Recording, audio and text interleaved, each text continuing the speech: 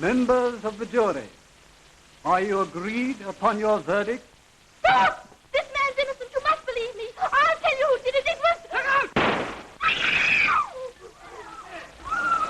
Come on. This is where we came in. Was that a grand picture? Oh, ridiculous. That preposterous court action was absolutely... Well, absolutely... Preposterous? Well, it was. Why don't you forget you're a lawyer for once and really enjoy yourself? Well, I like things to be correct. Nobody could ever get away with a murder like that in this country. Maybe not, but you have awfully nice eyes. Oh, what's that got to do with it? Oh, nothing. Where are we going to eat? Oh, usual place. Oh, that's at the usual. Every Wednesday night, this local cafe and a local flick. Why can't it be something different for once? I know what. Let's go up west. Well, yes, I've got something to celebrate, you know. Well, you know that I can't afford the West End, and I'm certainly not going to let you dip into your windfall. Why not? It's mine. Now, listen to... Why, this you! What's the matter with you? Can't you look where you... I'm so sorry. I always believed in getting in the first root word. It gives one a certain advantage. I'm dreadfully sorry. Oh, sir, what's the matter? It's entirely my fault, officer. My brakes are so fierce, this gentleman couldn't avoid me when I stopped suddenly.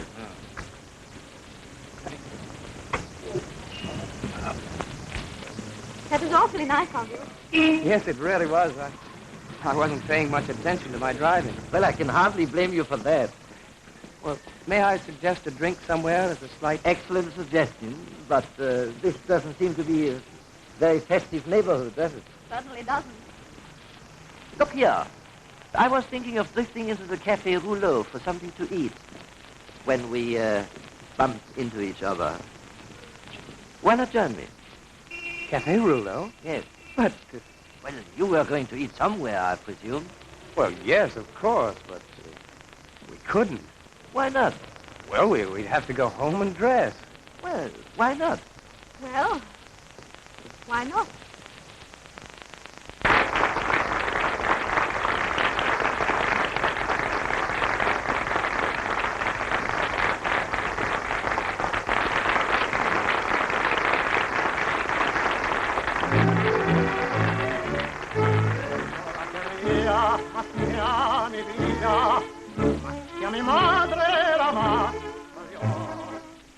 It must be marvelous. I'd like to know everyone and go everywhere. Everywhere? Well, I mean, the sort of life you seem to lead. But I'm born under a lucky star. Can't I be, too? Perhaps. Give me your hand. Oh, what's this? On the line of fortune. Big surprise. What for? I can't quite... is it fame? Is it fortune? Money? Yes, I believe it's money. Aren't you clever? I've just been left £1,000. Really? Congratulations. Oh, it's awfully exciting. I can just buy anything I want to. And Colin doesn't seem to think I ought to. Oh, you shouldn't.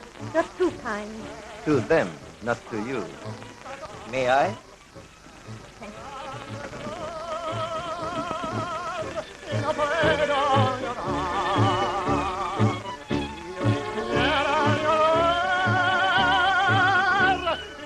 And he hasn't even got her telephone number. No?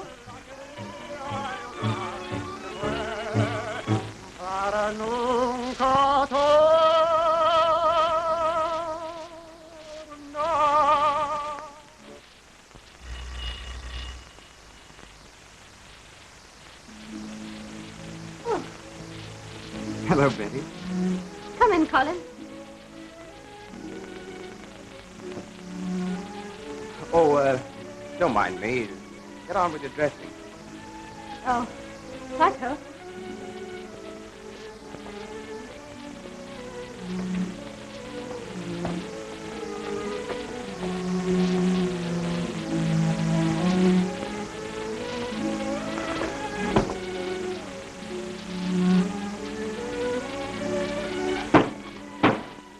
Betty, Yes?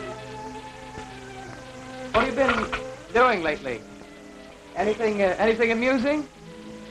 Nothing much. You got a big surprise coming to you, young woman. What? What do you mean? Come and see.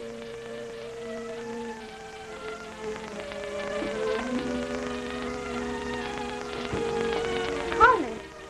Well, there you are, my lady. All my own work. But Colin, you No, listen, now you sit down there. You be quiet. But Colin, it's only that Well, I can't come out with you. But this is well. Yes, I know, but I couldn't help it. I forgot all about it. Betty, how could you? You've never done this before. Who is it? No reason to shout at me like that.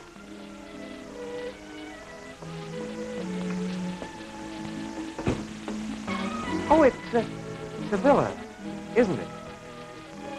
Yes, You come to meet him again. you got my number. I have a telephone directory. Then you've been seeing him. Once or twice. You like him? Don't cross-examine me, Colin. Do you like him? Yes.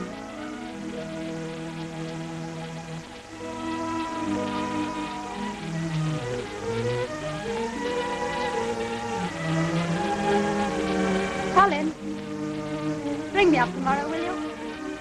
Yes, I shall.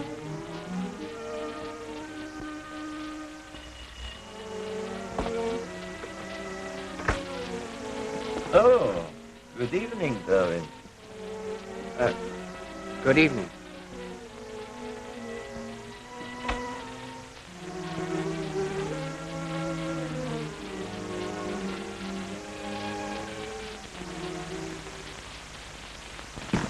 I want to see Mr. Sevilla. He's not in, sir. That's Miss Binden's luggage. Where is she? Look here, you can't push her way in like that, sir. Where's Sevilla? At your service. Betty. Betty, what are you doing here? Good heavens, Colin. Can't I visit my friends if I like? Might one ask what that has to do with you, anyhow? Everything. I don't want Betty to ruin her life. You're making a fool of yourself, Colin. And I must ask you to let me manage my own affairs. But you can't. You don't know. I've found out things that I must tell you. About what? I want to talk to Betty alone. I prefer not to leave. Very well, then. Listen, Betty. He got hold of a girl called Muriel Carson and took her to Paris. Go on.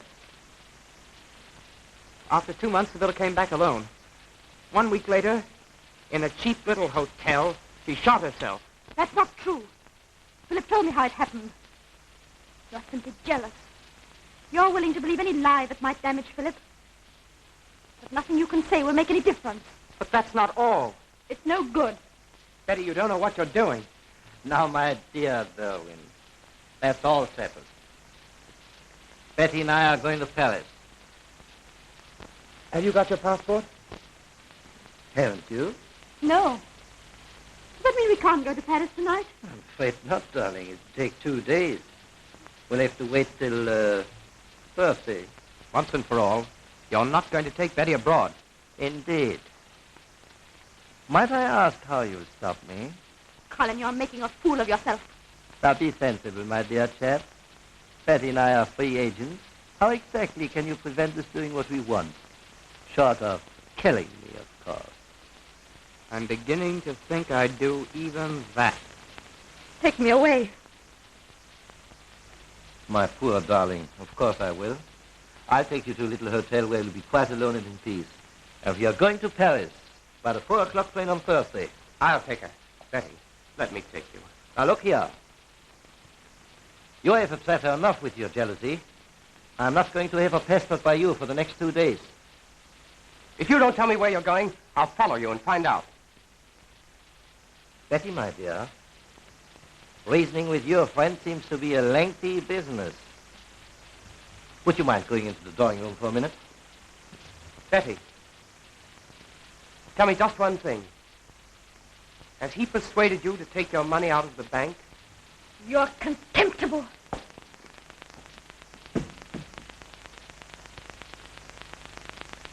I've had information from Paris, Sevilla. Indeed?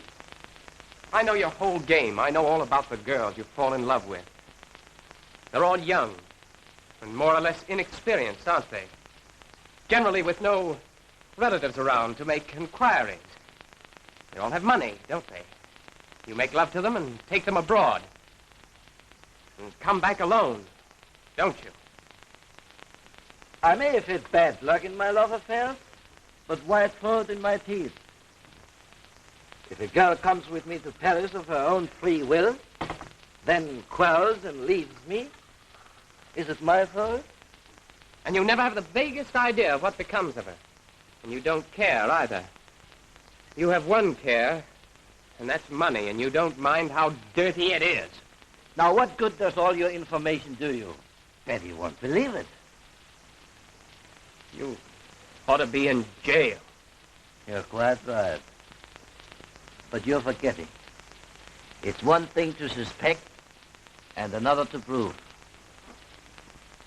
So you object to my taking your Betty to Paris? Well, as a matter of fact, I needn't. For consideration, say, £1,000 cash. Or is she worth 1,000 to you? Oh, by the way, that might interest you. Exhibit A, Muriel's last letter to me.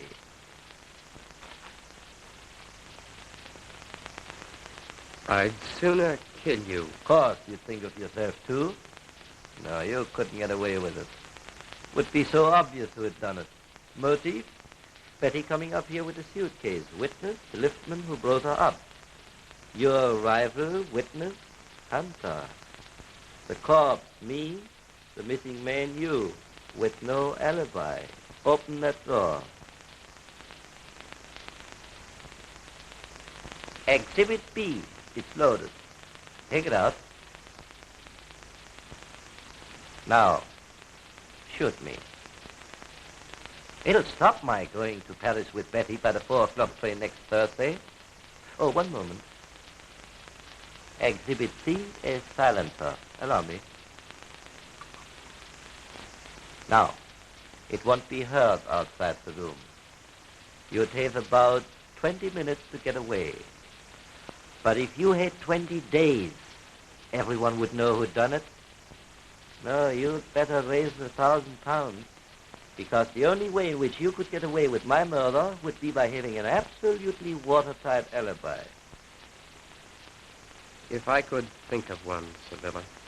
Then I should probably be quite afraid of you. And now, my dear Derwin, I really must ask you to go. Not till Betty comes with me. Not even if I say please?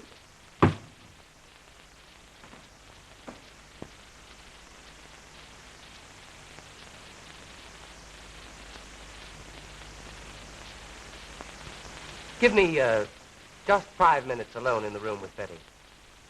Then if she wants to stay here, well, I'll go without her. That's a bet. One moment. I'll send her to you.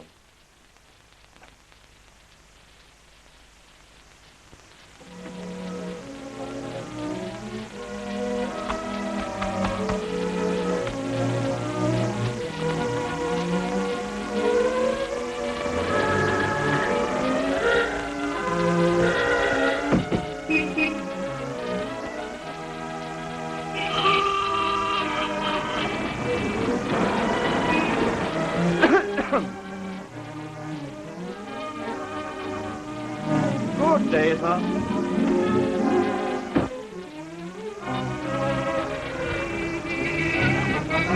Taxi! Taxi! Taxi!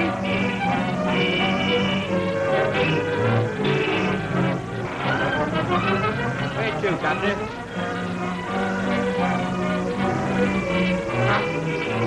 I don't know. I reckon you're right.